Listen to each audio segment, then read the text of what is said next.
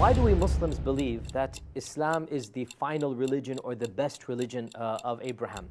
We believe that Allah subhanahu wa ta'ala has told us in the Quran, "Today I have perfected your religion for you and completed my favors upon you and chosen Islam as your way of life."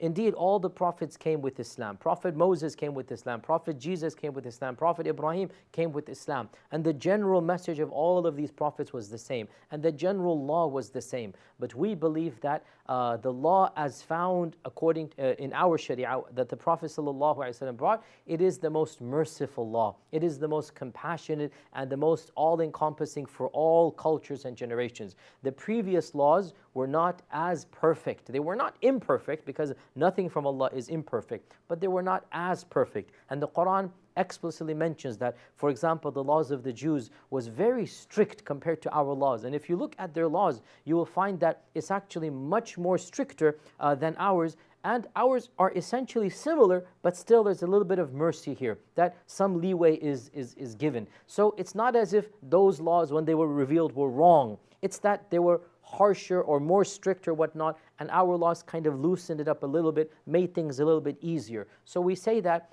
the laws that came with the Prophet ﷺ have perfected the Sharia of Allah, even though the previous Sharias were also good and they were good for their peoples, but our laws are abrogating the previous laws. Our laws cancel the previous laws. And of course we believe as well that one of the fundamentals of faith is to believe in all of the prophets, and that includes Moses, Abraham, Solomon, David, Jesus, and the Prophet Muhammad sallallahu alaihi wasallam. You're not a Muslim unless you believe in all the prophets, and belief in our Prophet necessitates following his Sharia, and Allah subhanahu wa ta'ala knows best.